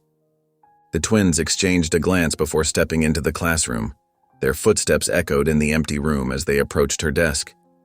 Milan's jaw was set tight, while Maya's eyes darted between her sister and their former teacher. "Why did you do it?" Milan asked, her voice direct but not hostile. Mrs. Langley sighed, running a hand through her graying hair. The question she'd been expecting, yet still wasn't fully prepared to answer. She looked at the twins, really looked at them, and saw what she'd refused to see before. Two bright young women who deserved better than what she and this school had given them. "Because I realized something," she said, her voice thick with emotion. "You were never the problem. I was..." The words hung in the air between them. Through the window, a bird chirped, the sound somehow emphasizing the weight of the moment. Maya's shoulders relaxed slightly, but Milan remained tense, her arms crossed over her chest. "I spent decades thinking I was one of the good ones," Mrs. Langley continued, her fingers absently straightening a stack of papers. I told myself I didn't see color, that I treated everyone the same. But that week following you around, she shook her head. I saw everything I'd been choosing not to see. Every dismissive look, every interrupted answer, every subtle exclusion. It wasn't subtle to us, Milan said quietly. No, I suppose it wasn't. Mrs. Langley's voice cracked. I'm sorry. I'm so sorry for being part of it, for making it worse. Maya took a small step forward. What will you do now? Mrs. Langley gestured to the box on her desk. Leave. Start over somewhere else. Try to be better. She managed a weak smile. Maybe teach history the way it should be taught. There was a long pause. The tension in the room shifted, not disappearing entirely, but transforming into something different, something closer to understanding. Maya nodded, her expression thoughtful. That's good. Milan uncrossed her arms, her stance softening just slightly. I hope you mean it, she whispered. I do, Mrs. Langley replied, meeting Milan's gaze steadily. I know I can't undo what I did, but I can try to do better. The twins shared another look, having one of those silent conversations that only siblings, especially twins, could have. Then they turned toward the door. Maya paused at the threshold, glancing back. Good luck, Mrs. Langley. Milan didn't say anything, but she gave a small nod before following her sister out. Mrs. Langley watched them go, their footsteps fading down the empty hallway. She looked down at the class photo still on her desk, at all those similar faces smiling up at her, and carefully placed it in the box. The sound of the cardboard flaps closing felt like the end of one chapter and the beginning of another. Through the classroom window, she could see Maya and Milan walking across the courtyard, their shadows long in the afternoon sun. The sight filled her with a mixture of regret and determination. She had failed these girls, failed countless others before them, but their strength had shown her a better way forward. She stood up, lifting the box from her desk. Its weight felt right somehow, heavy with the past, but not impossible to carry. Her heels clicked against the floor as she walked to the door, each step echoing in the empty classroom. At the doorway, Mrs. Langley paused, her hand on the light switch.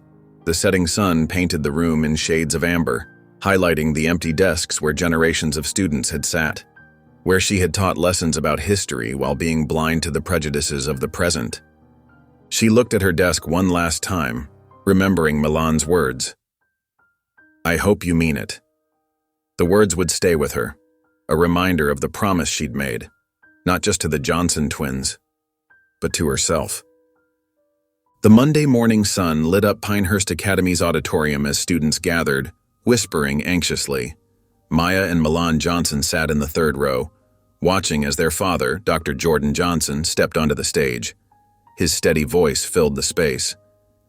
Today marks a new chapter in our school's history, he declared, unveiling the comprehensive anti-discrimination policy, mandatory cultural sensitivity training, a student-led diversity council, and an updated curriculum to reflect diverse perspectives. Reactions varied, some approving, others uneasy. But as he spoke of fostering a community of respect, hesitant applause swelled into a standing ovation. A month later, Pinehurst felt different. Hallways once filled with silent stares now held casual greetings. Teachers, once indifferent, engaged more inclusively. History class, now taught by Mr. Rodriguez, welcomed open discussion. Jason Whitman's usual dominance had faded, and former bullies avoided eye contact. The Student Diversity Council flourished. Bias training made teachers more aware, and even parents debated the school's transformation. By semester's end, Pinehurst had changed. Dr. Martinez, the twins' new history teacher, acknowledged their role in shifting the school's culture. The twins left class feeling seen, no longer invisible. Outside, their father stood waiting, arms open. You changed this place, he said, pride in his voice. As they walked away, the once intimidating walls of Pinehurst now gleamed with possibility. Justice hadn't come easily, but it had come, and it was worth every fight. If you enjoyed the story of Maya, I handpicked this next story that you will enjoy. Please don't miss this one. Click here. If you enjoyed the story of Maya, I handpicked this next story that you will enjoy. Please don't miss this one. Click here to watch it.